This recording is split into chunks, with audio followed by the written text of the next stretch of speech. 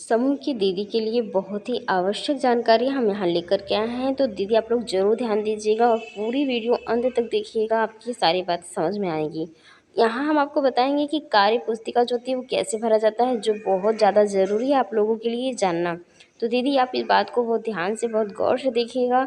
अगर आपके बही खाता में इसमें कार्यवाही बचत जो पुस्तिका है इसमें कोई भी प्रॉब्लम आती है तो आपके समूह में जो बचत होती है उसमें भी दिक्कतें आ जाती हैं। तो दीदी इस वीडियो को पूरा ज़रूर देखिए, ध्यान से देखिएगा प्लीज़। चैनल को सब्सक्राइब, वीडियो को शेयर और लाइक भी करना ना भूलिएगा। Thank you. आइए जानते हैं। तो दीदी कार्यवाही पुस्तिका आप कैसे भरेंगी, जो बचत पुस्तिका होती है समूह में उसको आपको कैसे भरना है। तो यहाँ सबसे पहले आपको समूह का नाम लिखना है और स्वयं सहायता समूह की आईडी, ये नारायण मिश्र, और ग्राम संगठन का नाम लिखना है दीदी, और ग्राम का नाम लिखना है, और ब्लॉक का नाम और जनपद का नाम यहाँ आपको इस तरह से दिया गया हो और आपको बस यहाँ फिलअप करना है, इसको भरना है। तो ये साफ साफ दिखाई दे रहा है तो इसमें बहुत ज़्यादा कोई दिक्कत नहीं है।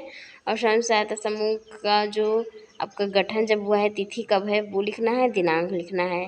और समूह का गठन यहाँ जो जिस दिन गठन हुआ मतलब आज का दिनांक लिखना है, जिस दिन आपका गठन हुआ है समूह का वो लिखना है, स्थिति। और यहाँ पे जब गठन में जितने सदस्य हैं दीदी, सदस्य का नाम, और जो सदस्य में जो उनके पिता हों या पति हों उनका नाम, पद लिखना है जैसे कि अध्यक्ष हैं, सचिव हैं, कोषाध्यक्ष हैं या सदस्य हैं जो भी हैं, और ये लिखने के बाद उनका हस्ताक्षर भी लिखना है, उनके पद का नाम और उनका हस्ताक्षर।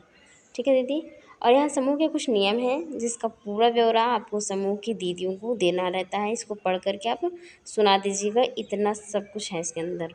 और स्वयं सहायता समूह के बैंक में बचत खाता खोलने हेतु प्रस्ताव, जैसे कि आपको प्रस्ताव भेजना है तो ऐसे लिखिए, सेवा में शाखा प्रबंधक, शाखा आदरणीय महोदय, इन मैं इस स्वयं सहायता समूह से बोल रही हूँ या लिख रही हूँ, इस तरह से कोई प्रस्ताव अगर आपको भेजना है तो आप इस तरह से भेज सकती हैं।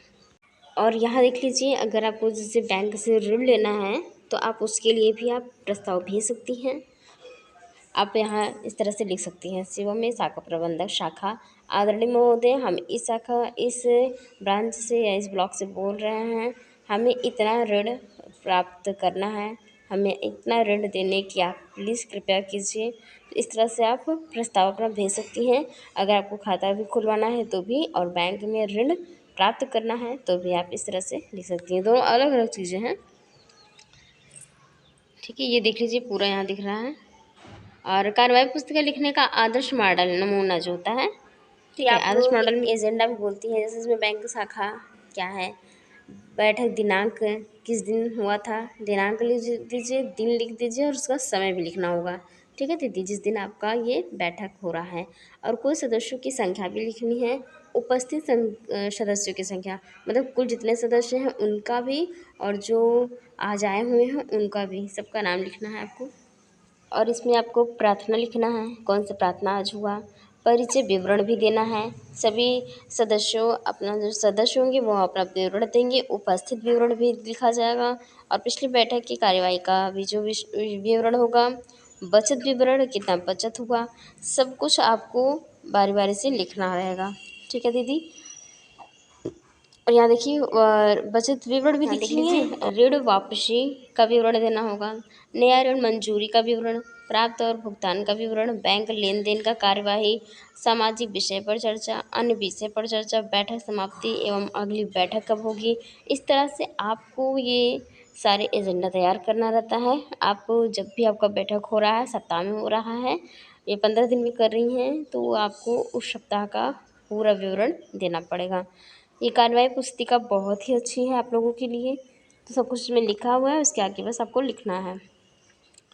इस तरह से प्रार्थना, परिचय, उपस्थिति विवरण, और ऋण वापसी, जितने सदस्यों ने ऋण लिया था, जो ऋण वापसी आ गया है, कितना मूलधन था, कितना ब्याज था, कितना उन्होंने हमें जमा किया, कितना नहीं जमा किया, कुल राशि कितनी रही थी, सारा सब कुछ आपको उसमें देना है। ठीक है, यहाँ लिखा हो गया है और आप उसके नीचे लिख दीजिए सब कुछ।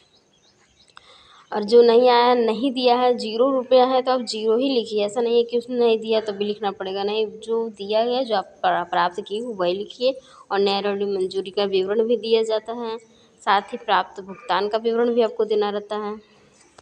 तो दीदी आशा करती हूँ कि ये वीडियो आपको ज़रूर पसंद आई होगी। आपकी कार्रवाई पुस्तिका में जितना भी विवरण था हमने आपको सारा विवरण बताया है, जो भी बातें थी हमने आपसे बता दी है। अगर आपको कोई भी बात पुस्तिका में नहीं समझ में आ रही है तो आप कमेंट ज़रूर कीजिएगा दीदी। थैंक यू सो मच पूरी वीडियो देखने के लिए। और अगर आपने हमारे चैनल को सब्सक्राइब नहीं किया तो वीडियो को शेयर और लाइक भी अवश्य कीजिएगा। Thank you so much.